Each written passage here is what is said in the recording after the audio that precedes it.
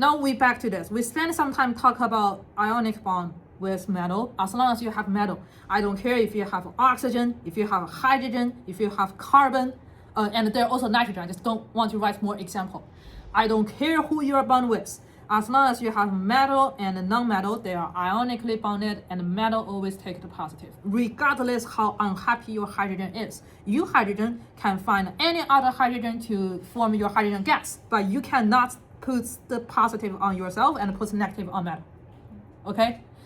If you feel unhappy, you're just going to be a super strong base, but you cannot be positive as long as there's a metal. You need to keep this one in mind because it will keep going in your 8B. Yeah. Okay. Now back to this SN2. We spent some time, I hope it will worse. That's we're going to attack. Now finally we're going to attack. Okay. We'll use a lone pair on my oxygen. Since I color code this yellow, I'll do this one. It's going to do attraction of my carbon and kick my iodide off. Okay, my iodide originally have 3 pair of lone pair, but because it's been kicked out, it's adding 1 more pair of lone pair from the carbon iodide bond. It's the red lone pair makes my iodide negative. Okay, and then oxygen bond with this.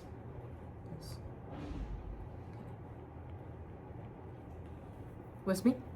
Yeah, that made a lot more sense now. Okay, I'm glad. It's helpful. Yeah. With me? Okay.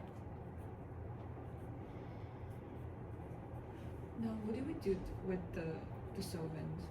Okay, solvents is a very important part that I want to explain after SN1. I don't mind talk about here. Okay, since this minute is only 2 minutes. Okay, I want people to focus on this. Oh, by the way, we finished this one. This T, I'll just put the answer here. Okay. Okay. It's a good question. She asked, what's the solvent doing here? I want to talk about the difference between partial positive, which my carbon is partial positive, iodide is partial negative. With me? Okay. Hope. Okay.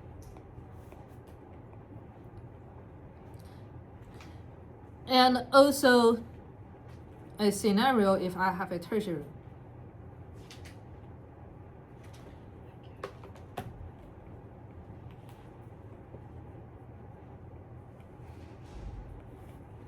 I still have my partial positive carbon in both cases. With me?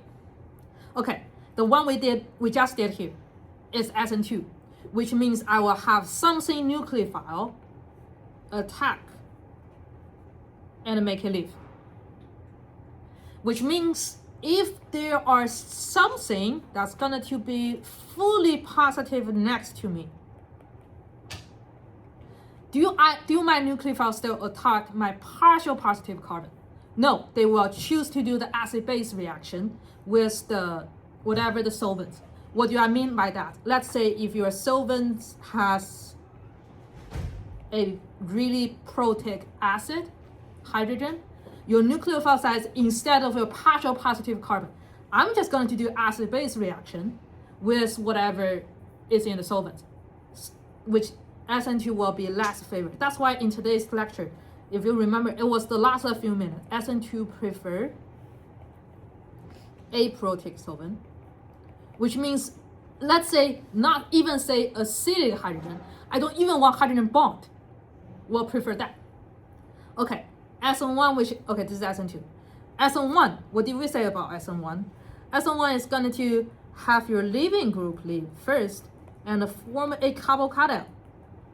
Didn't we just say that, right? Okay. If I have formal positive around it, it's going to stabilize this carbocation because we're all positive. Let's just be similar and we're happy. So SN1 will prefer protic solvent.